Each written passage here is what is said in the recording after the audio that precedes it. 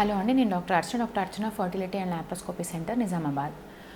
IVF and IUI ఈ రెండింటి మధ్య డిఫరెన్స్ ఏంటి అనేది మనం ఈ వీడియోలో తెలుసుకుందాం. యాక్చువల్లీ ఐయుఐ అనేది చాలా సింపుల్ ప్రొసీజర్ అండి. ఇట్స్ అన్ ఆఫీస్ ప్రొసీజర్ అనమాట. అంటే ఒక రోజులో ఐయుఐ మనం చేసేసుకొని అదే రోజు ఇంటికి వెళ్ళిపోవచ్చు. ఎటువంటి హాస్పిటల్లో ఉండాల్సిన అవసరం, హాస్పిటలైజేషన్ కానీ అట్లా ఏమి ఉండదు అనమాట. అండ్ వెరీ పెయిన్లెస్ అనమాట. అసలు పెయిన్ అనేది అసలు చాలా తక్కువ ఉంటుంది. సో ఈ ఐయుఐ అనేది చాలా యూస్ఫుల్ అండి. ప్రొసీజర్కి వచ్చేటప్పటికి బేసికలీ మనం ఐయుఐకి ఏం చేస్తామంటే, ఆడవాళ్ళకి అన్నం పెరగడానికి కొన్ని మెడిసిన్స్ ఇస్తాము, వీలైతే కొన్ని ఇంజెక్షన్స్ ఇస్తాము. అండ్ అన్నం విడుదలవుతుందా లేదా, అన్నం పెరుగుతుందా లేదా అని స్కాన్స్ ద్వారా చూసుకుంటాము. అండ్ విడుదలయ్యే టైంకి మేము ఐయుఐ చేస్తాము. అప్పుడు విడుదలయ్యే టైంకి మేము హస్బెండ్ యొక్క సెమెన్ శాంపుల్ ఇమ్మని చెప్తాము. దాన్ని ప్రాసెసింగ్ చేస్తామంటే వాష్ చేస్తాము. వాష్ చేసి మంచి క్వాలిటీ ఉన్న స్పర్మ్స్ని డైరెక్ట్లీ గర్భసంచిలోకి ప్రవేశపెడతాం. ఇది ఐయుఐలో జరుగుతుంది అనమాట. అదే ఐవీఎఫ్లో ఏం జరుగుతుందంటే, ఐవీఎఫ్లో అండం ఆడవాళ్ళకి నెలసరి వచ్చిన తర్వాత 2వ రోజు నుంచి కొన్ని ఇంజెక్షన్స్ ఇస్తాము అండం పెరగడానికి. ఇంజెక్షన్స్ డోస్ కొంచెం ఎక్కువ ఉంటుంది. ఐయుఐలో ఇచ్చే అప్పుడప్పుడు ఇస్తాం ఇంజెక్షన్స్, బట్ ఐవీఎఫ్లో మేము యూజ్ చేసేది ఇంజెక్షన్స్ అనమాట. ఇంజెక్షన్స్ డోస్ కొంచెం ఎక్కువగా ఉంటుంది ఐవీఎఫ్లో. అండ్ ఆ ఇంజెక్షన్స్ హెల్ప్తో నెంబర్ ఆఫ్ ఎగ్స్ ఎక్కువ పెరుగుతాయి అన్నమాట. అండాలు ఆల్మోస్ట్ అన్నీ పెరిగేటట్టు మేము చూసుకుంటాం అనమాట. అండ్ అండాలు పెరిగిన తర్వాత వాటిని ఒక చిన్న నీడిల్తో, సూదితో బయటికి తీస్తాము. ఆ బయటికి తీసిన అండాలని మేము మైక్రోస్కోప్ మీద చూసి మంచి షేప్, మంచి ఆకారం ఉన్న వీర్యకణంని డైరెక్ట్లీ అండంలోకి పెడతాం అనమాట. దాన్ని ఇక్సీ అంటాం, ఇంట్రాసైటోప్లాస్మిక్ స్పర్మ్ ఇంజెక్షన్ అంటాం అనమాట. సో ఇక్సీ చేసి మేము ఒక 3 రోజులు లేక 5 రోజులు ఎంబ్రియోని మేము బయట కల్చర్లో పెడతాం అనమాట. అండ్ దాని తర్వాత ట్రాన్స్ఫర్ చేస్తాము. సో ఐవీఎఫ్లో ఇట్లా జరుగుతుందన్నమాట. సో బేసికల్లీ చూసుకుంటే హ్యూమన్ రీప్రొడక్షన్లో 3 బాటిల్ నెక్స్ ఉంటాయండి. అందులో ఫస్ట్ వచ్చేది టైమింగ్. అంటే మనం అండం ఎప్పుడు విడుదలవుతుంది అనేది మనకు తెలియదు. మామూలుగా వాటికి సంకేతాలు ఏమీ ఉండవు, ఆడవాళ్ళలో ఎప్పుడు అండం విడుదలవుతుంది అని చెప్పడానికి. సో ఐయుఐ ప్రొసీజర్ ద్వారా మనం టైమింగ్ కరెక్ట్గా చేయొచ్చు. మనం స్కాన్ చూసుకుంటూ ఉంటాం కాబట్టి స్కాన్స్లో ఎప్పుడు అండం విడుదలవుతుందో మనం టైం చేసి అప్పుడు ఐయుఐ చేస్తాం. ఆ టైంకి మనం స్పర్మ్ రెడీగా అక్కడికి వెళ్ళేటట్టు చూసుకుంటాం అనమాట. అండ్ నెక్స్ట్ ఇంకో బాటిల్ నెక్ వచ్చి ఏంటంటే డిస్టెన్స్ అంటాము. అంటే ఇప్పుడు మామూలుగా సహజంగా భార్యాభర్తలు కలిసి ఉన్నప్పుడు స్పర్మ్స్ అనేవి యోనిలో డిపాజిట్ అవుతాయి అన్నమాట. యోని నుంచి అవి స్విమ్ చేసుకుంటూ, అంటే ఈదుకుంటూ వెళ్ళి అండాన్ని కలవాలి. ఈ ఐయుఐలో ఏమవుతుంది, డిస్టెన్స్ అనే డైరెక్ట్లీ స్పర్మ్స్ని డైరెక్ట్లీ గర్భసంచిలో ప్రవేశపెడతాం కాబట్టి ఆ యోని నుంచి గర్భసంచి మధ్య ఉన్న కొంచెం అంత డిస్టెన్స్, ఆ దూరం అనేది తగ్గుతుంది అన్నమాట.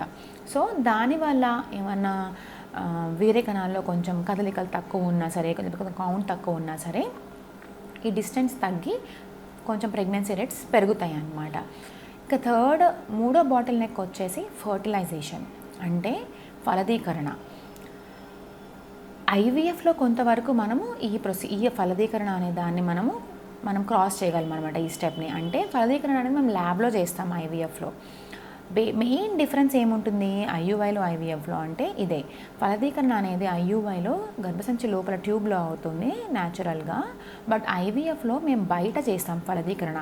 బయట చేసి ఆల్రెడీ ఫలదీకరణ చెందిన ఎంబ్రియోస్ని గర్భసంచిలోకి ప్రవేశపెడతాం అనమాట. సో ఇది మెయిన్ డిఫరెన్స్ ఉంటుంది ఐయుఐకి ఐవీఎఫ్కి ప్రొసీజర్ పరంగా. సో నెక్స్ట్ ఇంపార్టెంట్ డిఫరెన్స్ వచ్చేసి పేషెంట్ క్రైటీరియా. అంటే ఎటువంటి పేషెంట్స్ ఐయుఐకి వెళ్ళచ్చు, ఎటువంటి పేషెంట్స్ ఐవీఎఫ్కి వెళ్ళచ్చు అనేది డిఫరెంట్ ఉంటుంది.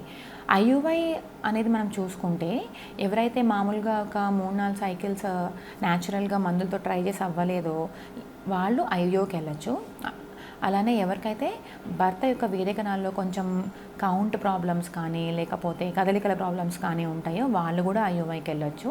అలానే ఎవరికైతే ఎండోమెట్రోసిస్ అని అంటుంటామో వాళ్ళు ఐయుఐకి వెళ్ళొచ్చు. అండ్ ఎవరికైతే హస్బెండ్ యొక్క వీర్యకణాల కౌంట్ బాగా 0 ఉంటుంది అండ్ ఎవరైతే ఐవీఎఫ్ అనే ప్రక్రియని ఎవరైతే ఎఫోర్డ్ చేయలేరు, ఎవరైతే అంత స్తోమత ఉండదో వాళ్ళు డోనర్ ఐయుఐ అనే దానికి వెళ్ళొచ్చు. అండ్ అలానే ఎవరికైతే హస్బెండ్కి అప్పుడప్పుడు హెపటైటిస్ కానీ, హెచ్ఐవి అంటాం, ఎయిడ్స్ కానీ అట్లాంటివి ఉన్నప్పుడు మేము వాష్ చేసి సెమెన్ శాంపుల్ని లోపల పెట్టడం వల్ల దాని రిస్క్ కూడా తగ్గుతుంది అనమాట.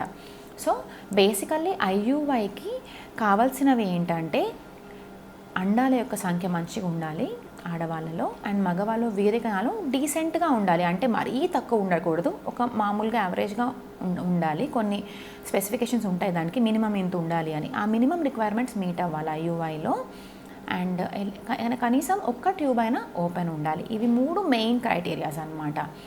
అదే ఐవీఎఫ్కి చూసుకుంటే ఎవరికైతే అండాల సంఖ్య బాగా తక్కువ ఉంటుంది, అంటే ఓవేరియన్ రిజర్వ్ అంటాము, ఏఎంహెచ్ అంటాము, అది బాగా తక్కువ ఉంటుందో వాళ్ళు ఐవీఎఫ్కి వెళ్ళొచ్చు. యాక్చువల్లీ ఐయుఐ ద్వారా వాళ్ళకి సక్సెస్ అసలు చాలా తక్కువ ఉంటుంది, సో వాళ్ళు ఐవీఎఫ్కి వెళ్ళొచ్చు.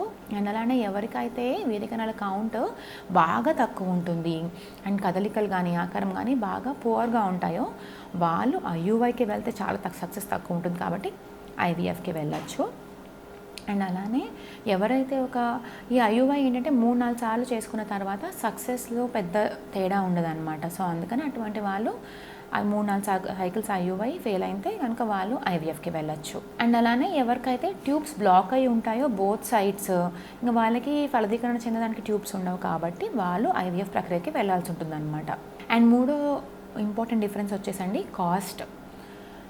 కాస్ట్ అనేది చాలా ఇంపార్టెంట్ ఫ్యాక్టర్ అండి. ఎందుకంటే అందరి పేషెంట్స్ ఫినాన్షియల్ స్టేటస్, అందరి పేషెంట్స్ ఒకేలాగా అఫోర్డబిలిటీ ఉండదు, అందరి పేషెంట్స్ ఒకేలాగా డబ్బులు పెట్టుకోలేరు.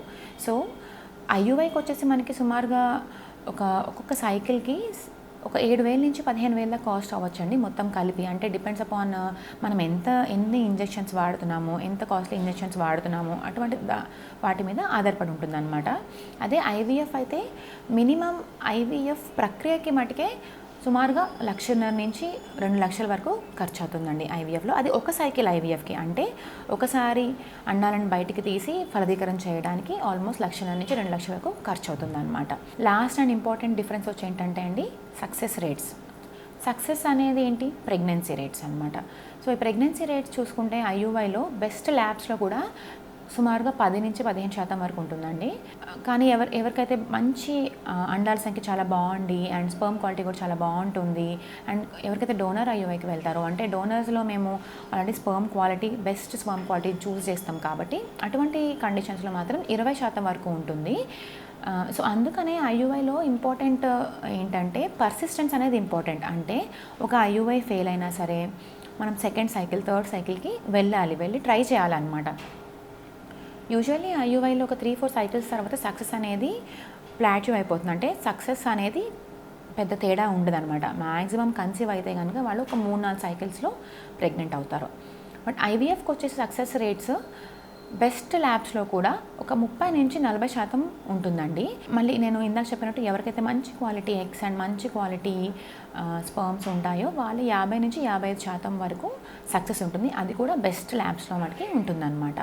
సో ఈ ఐయుఐ అండ్ ఐవీఎఫ్ మీరు ఏ ఆప్షన్కి వెళ్ళాలి అనేది మీరు డిసైడ్ చేసుకునేదే ఉండదండి. మిమ్మల్ని మీ ప్రొఫైల్ని చూసి, మీ హిస్టరీని చూసి, మీ టెస్ట్లని చూసి మీ డాక్టర్ డిసైడ్ చేస్తారు మీకు ఏది బెస్ట్ అనేది. మీకు ఐయుఐ సూట్ అవుతుందా లేకపోతే మీరు డైరెక్ట్లీ ఐవీఎఫ్కి వెళ్ళాలా అనేది మీ మొత్తం హిస్టరీని చూసి మీ డాక్టర్, మీ ఫర్టిలిటీ స్పెషలిస్ట్ డిసైడ్ చేస్తారనమాట.